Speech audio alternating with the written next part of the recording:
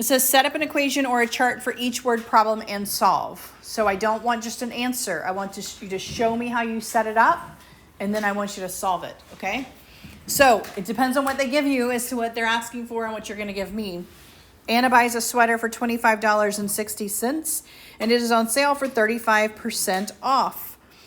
What is the amount of the discount? So they gave you the price of it and the discount percentage, and they want the discount amount.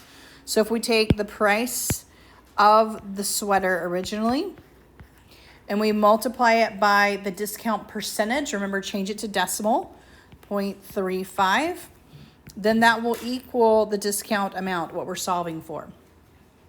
And so you should get that the discount amount is $8.96.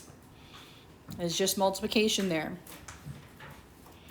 All right, look at the next one. Gabriella buys a basketball for $78 and a soccer ball for $32. She must pay 8.5% sales tax. What is the total amount she must pay? Well, she is buying two things.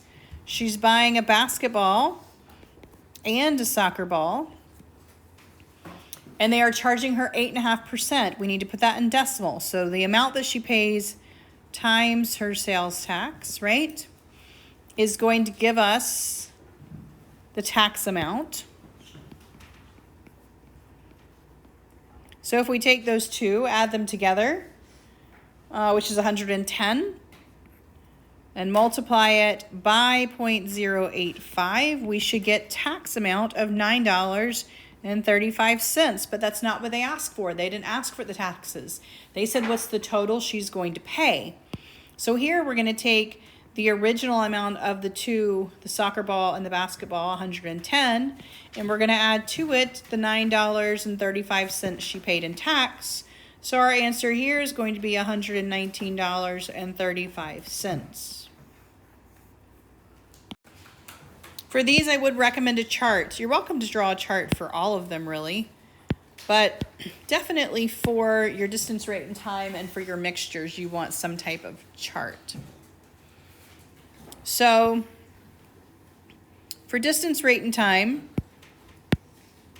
we basically just have two people here that are traveling, or sometimes it's going to be the same person traveling there and back, right? And we have our rate, our time, and our distance as our columns here. All right, so on this one it says Abhazra left the airport at the same time as Shreya. So we automatically know who our two people are. We'll fill that in. We are looking for their rate, their time, and their distance for this particular chart. They drove in opposite directions. This is important. If they drive in opposite directions, then I know I am going to do what with my distances?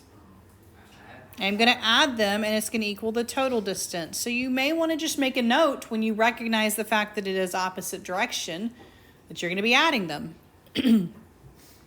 Shreya drove at a speed of 60 kilometers per hour. What did they just give us? Which part of this box did they give us? The rate for Shreya, right? So she is going 60 kilometers per hour. It says after 4 hours, they were 360 kilometers apart. So what did they just give us? They left at the same time. They said after 4 hours. So I'm actually going to fill in two boxes here. The time for Abhazra and the time for Shreya. How fast did Abhazra drive? They are asking for the rate for him. You can put an X there. You can put an R there. Whatever you want, you need to indicate on this table what that where your variable is, okay? So you can use R, you can use T, you can use D, or you can put an X wherever you want your variable to be. Now for my distance column, I'm always just going to multiply across. So this first one is going to be 4x. The second one is going to be 4 times 60. And then I have already established what I'm going to do with those distances. My first distance plus my second distance is going to equal my total distance apart. All right? And then we have a basic equation we can solve. We're going to subtract our 240 over 4x is going to equal 120. We're going to divide by our 4. X equals 30. So we're going to say, how fast did he drive? That's what my X represented. So I'm done. I don't have to go back and fill this back in somewhere because what my variable was is actually what I ended up solving for. Okay? If they had said, how far did he drive? Well, then I'd have to take his rate times the 4 hours that he drove. Or if they asked for some other question, then I may have to go back and fill it in somewhere else. But this is actually what they asked for. So 30 kilometers per hour is actually his speed here. And I am done. Pranav traveled to the recycling plant and back. What type of problem is this? Round trip. So this is a round trip problem, which automatically tells me that my two distances are going to equal each other. All right?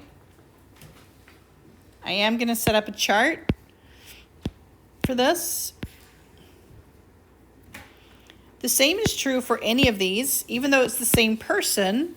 The difference is we now have a there and back row. We still have a rate, we still have a time, we still have a distance. So when it's a round trip, you're usually going to say on the way there, on the way back.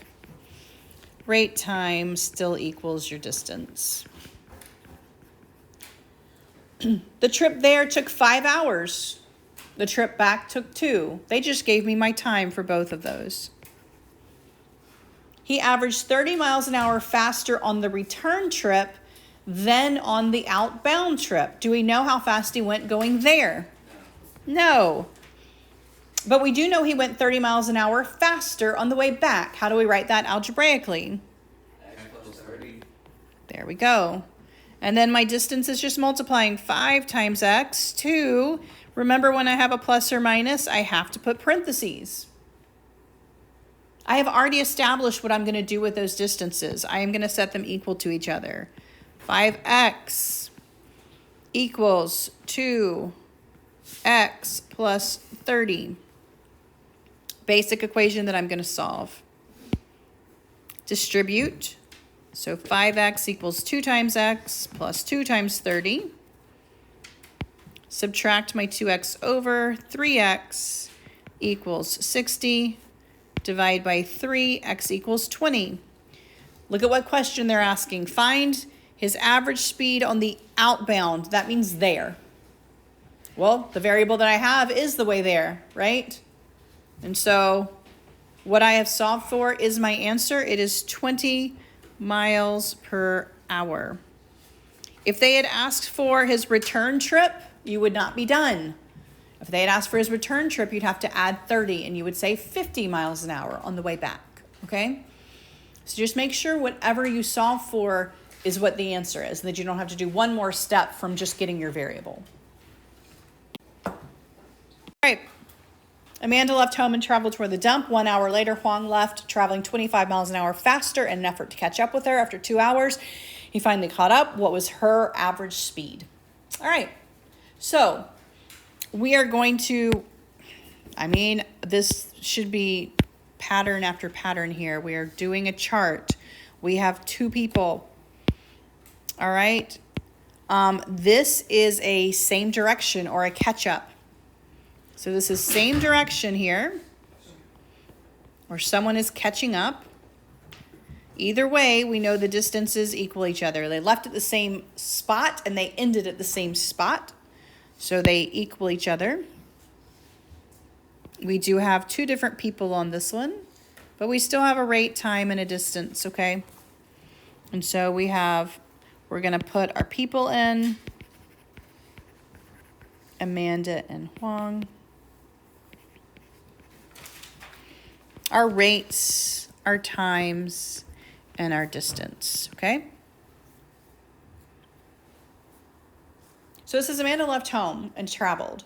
1 hour later, he left, traveling 25 miles an hour faster. After 2 hours, he finally caught up. So in these first two sentences, did they give us anything definite that we don't have to calculate, that they just handed to us?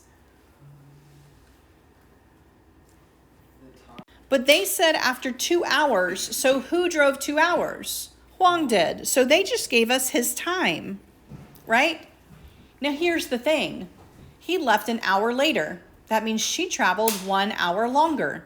They also gave us her time. If she traveled 1 hour longer than he did, how long did she travel? 3. So it looks like maybe you don't have enough information, but actually by saying those sentences together, an hour later and he traveled for 2 hours, you actually know his time and her time from that one statement. Okay? Rate. Now here's where they don't tell us everything. He traveled 25 miles an hour faster. Do we know how fast she traveled? We do not. We're going to put a variable there. Algebraically, he traveled 25 miles an hour faster. So how do we write that? X plus 25. Right. And then distance is multiplying across. 3x, 2 times x plus 25. We've already established these are equal. Solve for x. Solve for x. Is x what you were looking for? Determine that. If not, use x to figure out what you were looking for, and you are done. So for mixtures, you are going to do exactly the same as far as charting. You're going to draw a chart.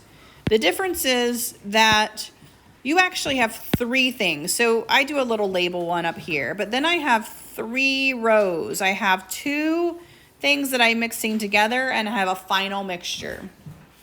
And then I do have 3 columns on top of my label column. I have my units, my percentages or my price per unit, and then I have either my cost or the amount of whatever I am mixing together. So let's look at this first one. And I'm just doing all 3 on this one page because these are 3 different types kind of mixed together. How many ounces of metal containing 10% copper must be combined with 6 ounces of metal containing 55% copper to form an alloy containing 25% copper? So I have my first metal. You can just call this, metal 1 if you want to. Metal 2 is the second one that I am mixing. And then my alloy is my mixture. All right? You're always going to have a 1, a 2, and a mixture, okay? However you label it is completely up to you. This first column I typically put in the units. How are they measuring it? Are they measuring in pounds and liters? In this particular case, ounces, okay? And so this is ounces of the metal, whatever metal I'm talking about, whether it is metal 1, metal 2, or the mixture, the alloy. The second column is going to be an amount per that first column. So if it is like percentage mixtures, this is going to be your percentage column. If it's prices per whatever, this is going to be your price column, okay? But the second one is going to be something that is related to that first one. In this case, it's a percentage, specifically a percent of copper. So you have metal, and some percent of that metal is copper. And so this second column is going to be talking about the percent of copper that I have, right? And then this final column combines the 2, all right? It is, in this case, ounces of copper. Because if I take the metal and I multiply it by the percent of copper that it is, I should get how much copper was in the metal. So this last guy is going to say, well, this is going to be ounces of copper that I have, all right? Ounces of copper. So let's look at the first line. How many ounces of my first metal? That sounds like a variable. How many ounces of my first metal? I don't know. That's what they're asking, right? So the ounces of my first metal, I don't know. I'm going to go ahead and put a variable there. It contains 10% copper. Well, my first metal contains 10% copper. So this guy's going to be 10% copper, okay? It says must be combined. We are now moving on to our second metal. With 6 ounces. They just told me how many ounces of my second metal, 6. This metal is 55% copper. They just told me my percentage of my second guy. To form an alloy, now we are talking about my mixture, that contains 25% copper. Well, they just told me the percentage of my alloy. For these, your first column will always add down and your last column will always add down, all right? Your percentages and your price, your units, price per unit will not add down. But how much you have and how much you end up with is going to add down. So they didn't tell me how much I have, but I can just add it down. How would I add x and 6? Algebraically, how would I write it? Just x plus 6. All right. Now, just like with distance, rate, and time, column 1 and column 2 multiply to give you column 3. So I am going to multiply across, and yes, I do want it decimals here. So 10% is going to be 0.10 times x. 55% is going to be 0.55 times 6. And then I do want to say 0.25, and I do want to put parentheses because I have an addition there. But this last column creates my equation, all right? This last column, I just take the first 2 rows, they add up to equal the third. So I'm going to say 0.10x plus 0.55 times 6 equals 0.25x plus 6. You can get rid of your decimals, right? So you can move everything over 2 decimal places if you want to. 10x plus, 330. And then I could distribute my 25.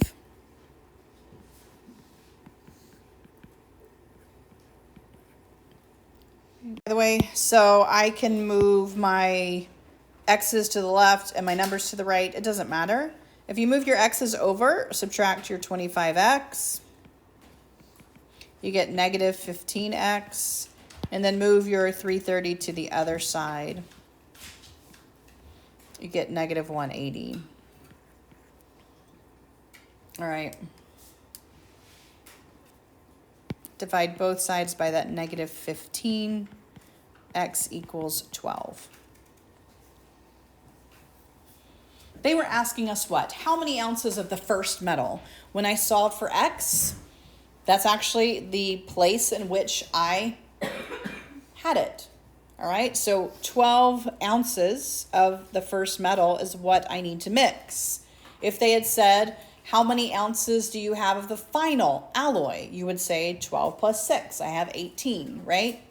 If it had said, how much copper do you have of the final metal? Well, you would plug the X in over here to see how many ounces of copper you have. So just whatever question they're asking for, go back to your chart and see which of those blocks they're asking for and plug your variable into that block to get the answer.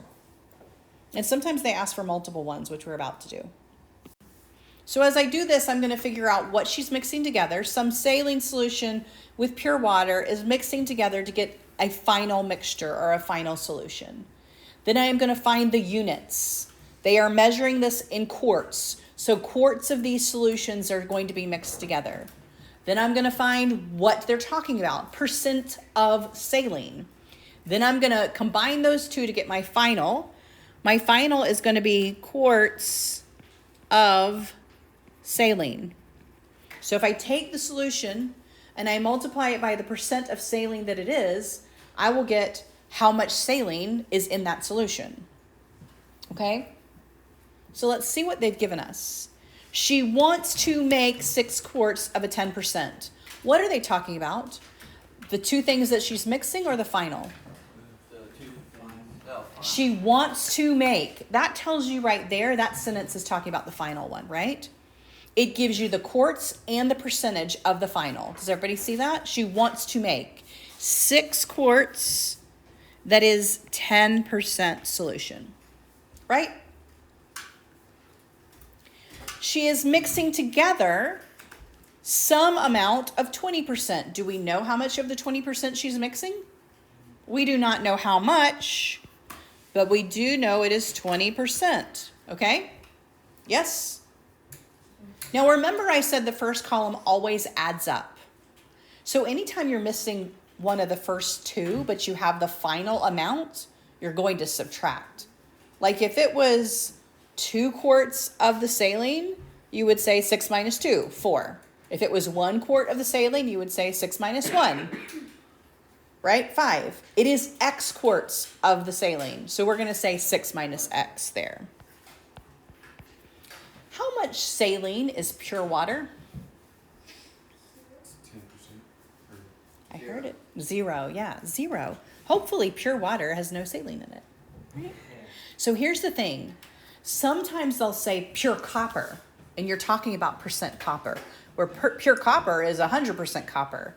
But sometimes they'll say pure water, and they're talking about saline. Well, pure water is no saline. So when they use the term pure, you're usually going to use either 100%, it's 100% of what I'm talking about, or 0%. It's pure. None of that is in this particular guy.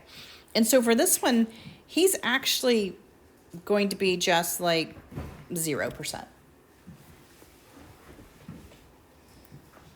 Okay.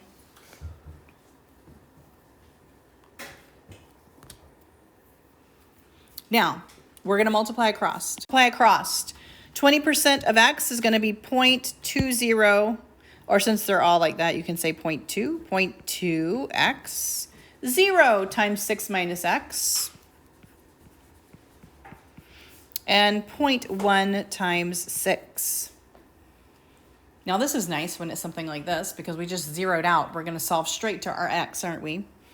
So we know this final column makes our equation 0.2x plus 0 times 6 minus x equals 0.1 times 6. Do I even have to worry about that second piece of that addition? What is 0 times anything? 0. So I really just have 0.2x equals, what's 0.1 times 6? Or you get rid of your decimals. Either way, it's 0.6. You get rid of your decimals, you'll have 2x equals 6. Or leave your decimals and divide. X is going to equal what here?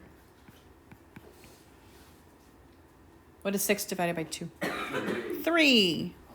3. What did we solve for? Look at my chart. X equals 3. What does X represent? The quarts of saline. So 3 quarts of saline. Did I answer the question? No. Partially. How much of each solution? They also want to know how much pure water. If I have 3 quarts of saline and 6 altogether, I just plug it in. 6 minus 3. I also have 3 quarts of pure water. So these 2 are my answer for this one. Number 20, generic sugar, which costs $4 a pound, is made by combining brand X sugar, which costs $3 a pound, with brand Y sugar, which costs $5 a pound. Find the number of pounds of brand X sugar and brand Y sugar required to make 36 pounds of generic sugar. All right, so we're going to draw a chart. We are going to have 2 things we're mixing together to get a final. All right, so again, 3 rows after your titles, 3 columns after your titles. What are we mixing together? 2 types of sugar. So we have brand X that we are mixing together, brand Y that we are mixing together, and we get our final mixture, which is our generic. Okay? How are they measuring it? What's my units? What's my units? Pounds. All right. In this case, my second column is a cost per pound. All right. This is going to be a price per pound. And my last column is going to be my total cost. All right. So they've given us cost here. Generic sugar costs $4 a pound. That's all the way down to my mixture, right? How do I know that's my final? Because it says is made by combining 2 other guys, right? So when they gave me the $4, they actually gave me my mixture's price per pound. Brand X cost $3 a pound. They just told me my price for brand X. Brand Y cost $5 a pound. They just told me my cost for brand Y. Find the number of pounds of X and Y. We don't know either. We know the total, 36 pounds, represents how much of our mixture we have. Remember, when you have the total and you don't know the others, you're going to use subtraction. I'm going to set up a variable for one and subtraction for the other. Once you get this, you've got it made, right? Multiply across. 3 times X. 5, I have parentheses, 36 minus X. And 4 times 36. All right? Set up your equation. This always adds down. 3x plus 5 times 36 minus x equals 4 times 36. Distribute and solve. 3x plus 5 times 36. 180. 180 minus 5x equals 144. All right. Combine your like terms. We have a positive 3x and negative 5x, right? So we have negative 2x equals, subtract your 180 over negative 36, divide by negative 2. X equals 18. It says how much of X and Y. Go back to your chart you just solved for X. X represents the pounds of brand X. So I just solved for this guy. I got 18 pounds. I'm not done. They also want the pounds of Y, which happens to be the same thing, but I'm going to plug it in. 36 minus the X I just solved for, that actually also gives me 18 pounds. And now I have answered the question.